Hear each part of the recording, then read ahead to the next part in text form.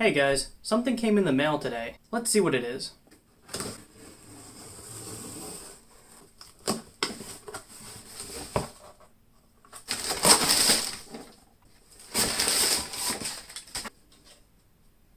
So a little bit of backstory. I ordered the 9-ounce container a while ago, and they accidentally sent me the 4-ounce, so I just called them, and they just sent me this one. So now I have two. Well, I guess you could say the real power of FlexSeal is their customer service. Hi, Phil Swift here for FlexGlue, the super strong rubberized glue.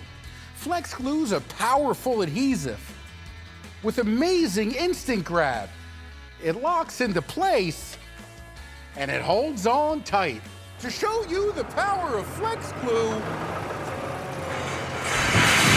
we took all these parts and FlexGlued them together and built the FlexGlue Monster 4x4. And in order to review the product and see just how strong it is, I'll be making one cube using screws and clamps and whatnot, and I'll only use FlexGlue to make the other one. Then I'll compare the two methods based on how fast it was to make it, how easy it was to make it, and how strong they are. I'm not actually sure if it's meant to hold an entire structure together, so we'll see if we have to reinforce it. And that'll also be reflected in the time, ease, and structure. First, we'll start off with the traditional method using screws. To see how we're going to make these cubes, let's pull up the schematics in my teeny tiny little tiny notebook. Under pros for floor cubes, we have that they're good if you have low space, they're fun to play with, and they're stackable. And what do we have? What do we have under cons? Ooh, lower back pain. Well, that seems like a problem for future Bruce. And here are the schematics. So we're going to be building these in 3 steps. We're going to have the top and bottom panel, which are going to be 14-inch squares. The front and back panel are going to be 14 by 11, and the left and right panel are going to be roughly 11 by 11. So to get this project started, I took the liberty of pre-screwing these together. I only put one screw in the joint between each board, just because it would be easier to work with panels to put the final product together. As you can see, my dad got me a nice refreshing La Croix. I'd say that's my favorite flavor. And it's nice to have a cold beverage on a hot day, no calories, tastes great, and makes your project experience just a little bit more enjoyable. Oops, there it goes.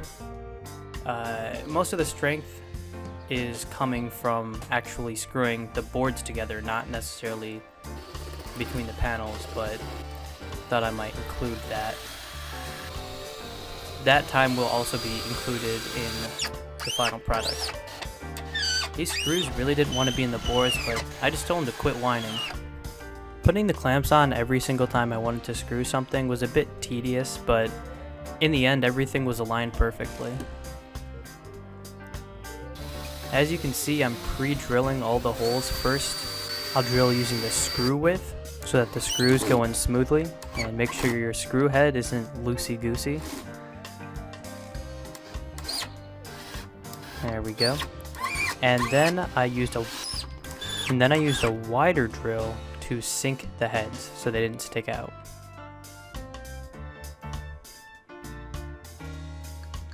Couple more clamps, couple more screws, but it's looking like this box is shaping up.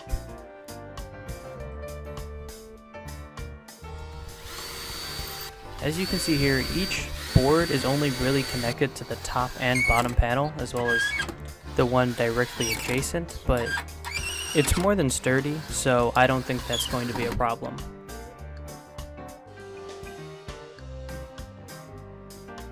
Alright, we're in the final stretch. Just gotta flip this bad boy over.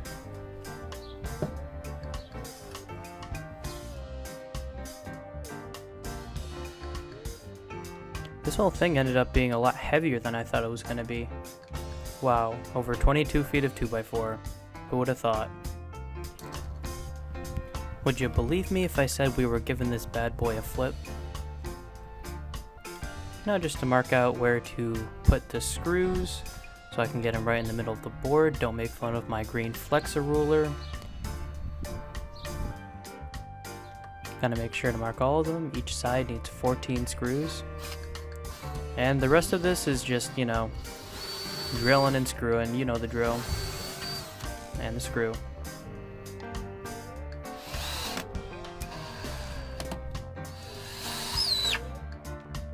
We're just gonna reposition this on the other side to keep the side boards in place.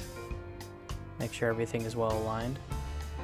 That's the thing I like about using the screw method, is that you can use the clamps to make sure everything is perfectly aligned, and the final product tends to be a lot more straight. Now that we're finished with the build, here are the stats. Our 3 categories are time, wood, and screws required. For time, it took 2 hours and 30 minutes. 2 hours and 30 minutes. That's quite a while. For wood, we have 266 inches, which is roughly 22.2 feet. And finally, we have 45 screws. Well, that took quite a while, but it's certainly sturdy. I did not think that it would end up being so strong. So let's see how this fares in comparison. So as you can see here, it says unscrew nozzle and cut. So we're going to unscrew the nozzle first. And we're going to cut off the top. Alright, that was easy enough. And we're gonna screw that nozzle right back on and get to work. And now for the part you've all been waiting for. We're busting out the FlexGlue. First off, we're gonna start making our boards. I'm just putting a single line of glue between the boards because that is more than enough to hold them together. One of the great things about FlexGlue is you don't need to mess around with clamps, which was a pretty time-consuming part of using screws. And I would actually advise against using clamps because, as you can see here, I used them, but it turned out the boards were pushed out of alignment rather than kept in alignment by the clamps. Yeah, I'm gonna need to take that off screen and fix it. Something to keep in mind if you're gonna use FlexGlue or anything using a caulk gun is you have to release the pressure before you set it down, or it'll squeeze some out, and that'll be either wasteful or you're gonna have to clean it up, which is just a hassle. So I figured that out pretty early on, and then it wasn't too much of an issue after that. Here we got a close-up of that glue action. The glue is actually really forgiving, and as you can see here, it's going a heck of a lot quicker than using screws and clamps. And here it looks like we're building the other top panel, also known as the bottom panel.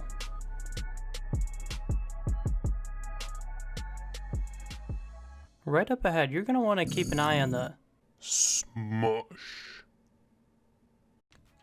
Here's a top view of what it looks like to put together a side panel. Just in case you are wondering what that looks like, we're just putting it together, throwing down some lines like usual. And don't worry, I still gave it the smush. Something else neato burrito I found out was that these 2x4s, or rather 1.5 by 3.5s, are the perfect height and width to have a double domino effect. And of course I had to do it with more boards. So I took all the boards that I had left and set them up.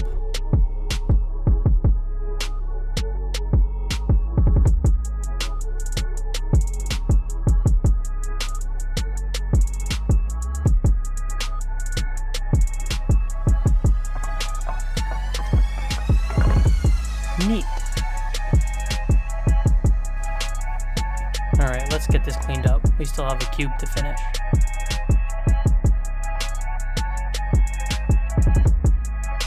I believe this is the last side panel. And here are the results of the FlexGlue boards. I've got to say, I'm quite impressed.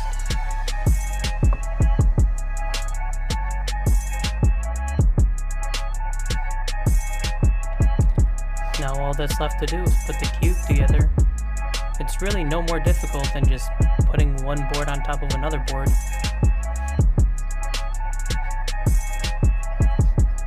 And since FlexGlue is so forgiving, it's really just so easy. It took no effort to put it together.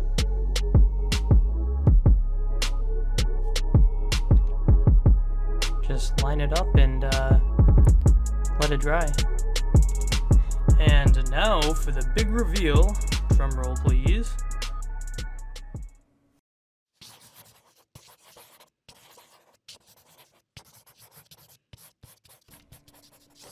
Okay, I guess drawing on paper with marker sound effect .mp4 works just fine.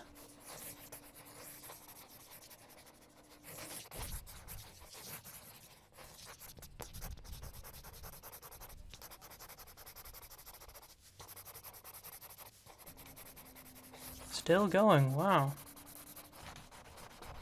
Could we just, cut to the, Oh, you're done, okay. Alright, let's pull up the stats. For time, we have 1 hour and 30 minutes, a whole hour faster than the clamps and screws. For wood, we have our easy 266 inches, or 22.2 feet, and for our glue, we have 6 ounces. Mind you, it comes in a 9-ounce container. I would say this cube was quite a bit easier to put together, and it's surprisingly strong. I handled it quite a bit, and the joints seem to be very solid.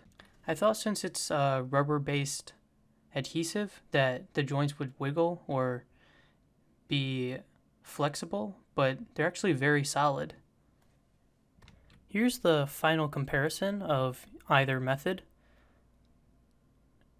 Using FlexGlue ended up being a lot less tedious, but I learned a lot from using both methods. And either method has their strengths and weaknesses. Using screws, I was able to get a lot more control, especially in the alignment of the boards when I put the cube together. But all the time spent putting on and taking off clamps really adds up. And while FlexGlue is faster to put the cube together, the alignment was a little bit off when I put them together.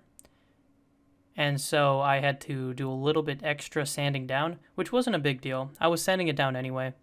And the final product is more or less the same, I would say.